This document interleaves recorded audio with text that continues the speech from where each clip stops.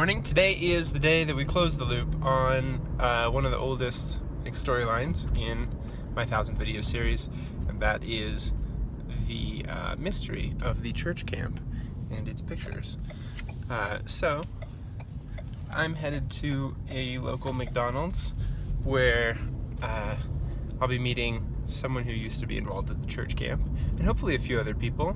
We announced it on the Facebook group of 100 or so folks who used to be involved. So maybe some others will show up. We'll get to have some story time. I'm not sure if they'll be comfortable with me recording or not, but I will at least recount to you the stories that I hear after our meeting. So yeah, stay tuned.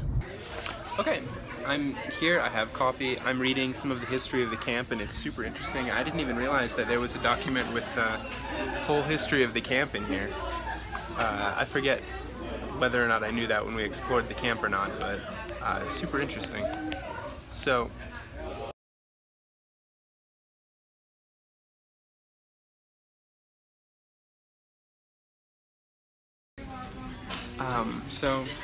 I've gotten to sit here and talk some with Nita about the history of the camp, as you've seen in the time-lapse. It sounds like there was a schism or split, and they decided to sell the camp to Classic Homes in 2000, and then Classic Homes went bankrupt, of course, in 2008. So that explains some of the, if you watch the videos again, there's this odd timeline on one of the walls written in chalk. That explains some of that, but it sounds like eventually whoever it was sold to either went out of business or lost interest in the property, and now it's just been left.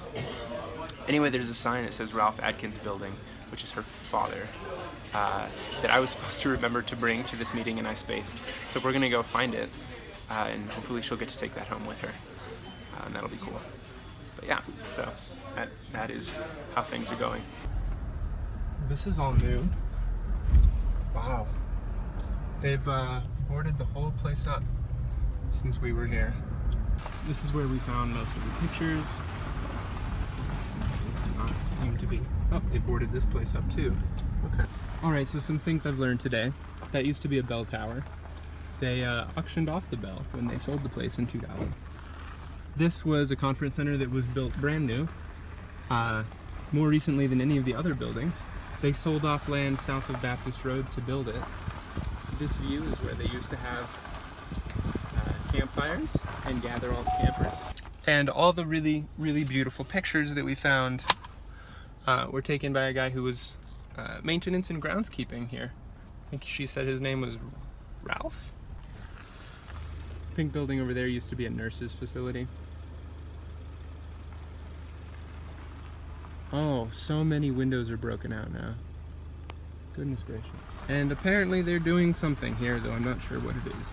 I don't know if you remember the end of the last video, but there was a cabin here. There was a whole cabin there, and it's gone now. It's really sad to see this place changing so much from what it was by whoever owns it now, with apparent disregard to what it used to be. The sign that Nita wanted was gone. We didn't find it. Apparently they've cleaned up that whole pile of signs from the camp since we were last here. That's heartbreaking.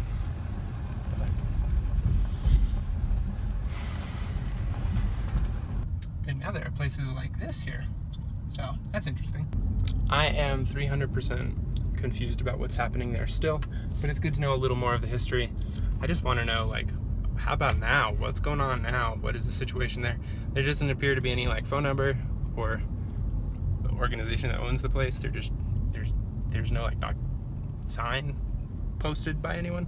But what is still the same from 60, 70, 80 years ago when that camp was set up is that this view is outrageously beautiful.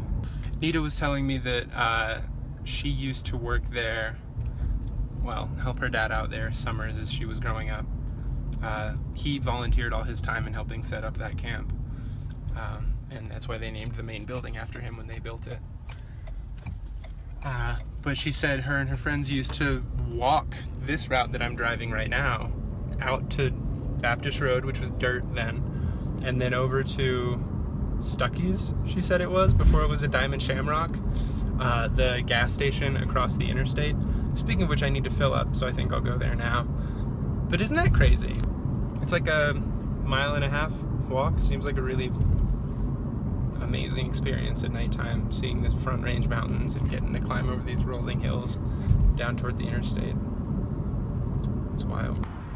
Okay, so this used to be a Stuckey's, and actually from here you can see, well, not very well, but you can see that hill back there. That is where the camp site center is. Oh my. So yeah, almost line of sight from the camping center, this gas station. It's pretty interesting. Apparently this was the place to buy candy if you were stranded in the middle of nowhere, Colorado in the 60s. So 60s or 70s. The interstate, I just learned, was built in, I looked it up, was built in 1969. Which, to be quite frank, seems later than I would have expected it to have been built.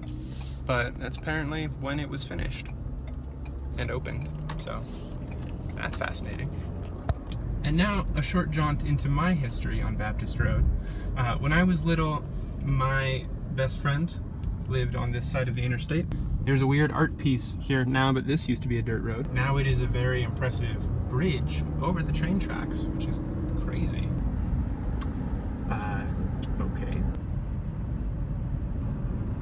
And there's some flags here. So that little road used to go to a ranch where my best friend lived, right behind those hills. And this road did not exist. None of this was just, it just ended here. But now I think you'll be quite surprised by what we find here. While we wait to get over the hill here, I just recently learned that my best friend's mom is selling her property over here. There's this huge ranch with a barn that I spent like a good amount of my childhood running around on. Now for sale.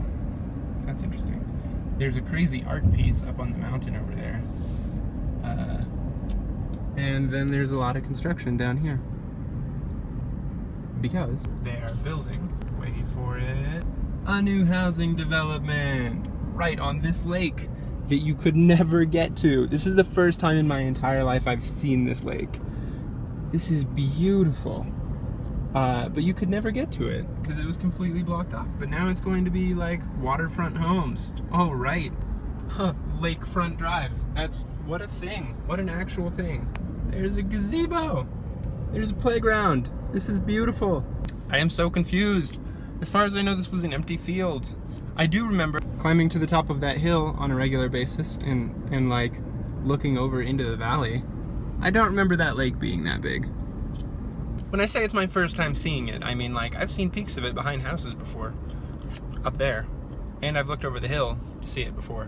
But like being able to just drive by it and like appreciate that it is actually a gigantic lake, that was not a thing until apparently a month or two ago. I can't believe this is happening. This is wonderful and also very strange. There we go. That's what it all used to look like. Well, without the signs. What a valley. There we go. This is what it all used to look like. There's some fence posts. There's some, maybe a house. But minus all that. Just this. Part of me wishes that I got to see more of Colorado like that, you know, a long time ago. And another part of me is excited that I get to see Colorado like this whole like new construction situation. There's something really exciting about seeing what people will do with a place to make it theirs and to make new stories and build new communities. At the same time, it's really sad to see old ones sort of disappear and fade away when you make a place so important to your life. It feels like that shouldn't be so easy to just like have it disappear. But